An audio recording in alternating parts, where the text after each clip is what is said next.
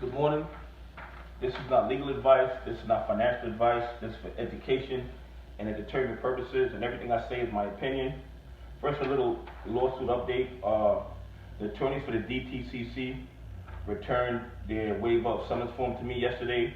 As you can see, I filed with the court today, so the lawsuit's moving forward. They're now officially part of the lawsuit. Okay, one of the counts that I put in my lawsuit was that SEC Citadel and the other bad actors violated United States RICO Act. Okay, and in order to violate RICO, or to prove it rather, in a court of law, there are 4 elements that you have to prove. The first element is you have to prove a pattern of racketeering activity. Number 2, you have to have a culpable person with the requisite mens rea. Requisite mens rea means they have to have the mental capacity to understand what they're doing is wrong and still do it anyway.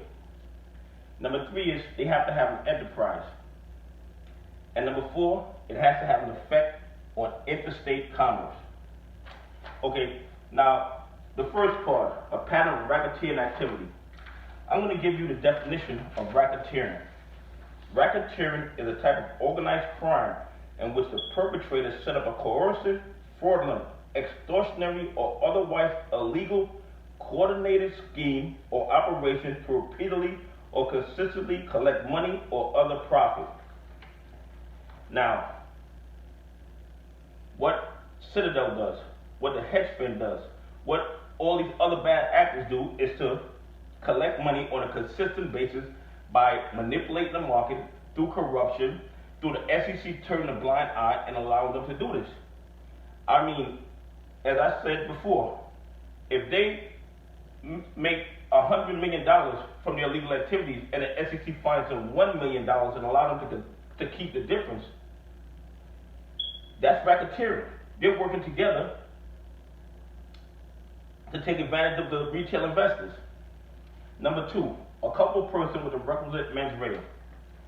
Any person or entity capable of legal ownership of property is a person under the statute. That means any corporation, an LLC, Ken Griffin, any person who's a real person or a legal person under law would qualify as a culpable person under the RICO Act.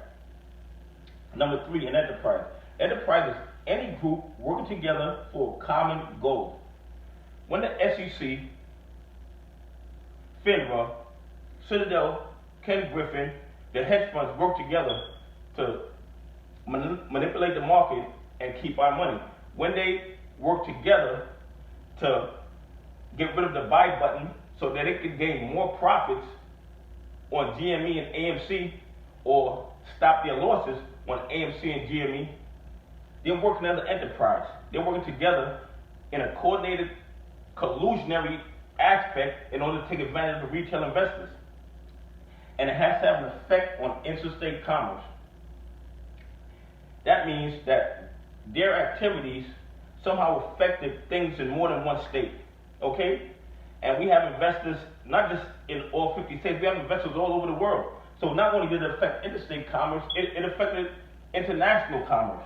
Because when they manipulate the market, when they trade all 63% of AMC in the dog pool in order to keep the price down or move the price in any direction they want, it definitely has an effect on interstate commerce.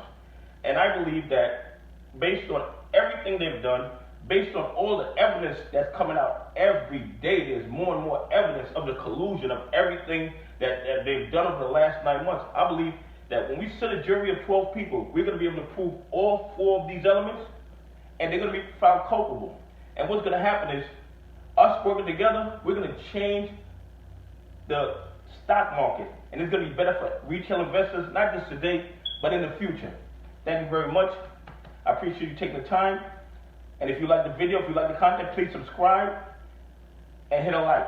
Thank you very much. And I'll have a new video out. And of course, I will give you more updates as the lawsuits move forward. Thank you very much. Please subscribe and hit the like button if you like the video. Thank you.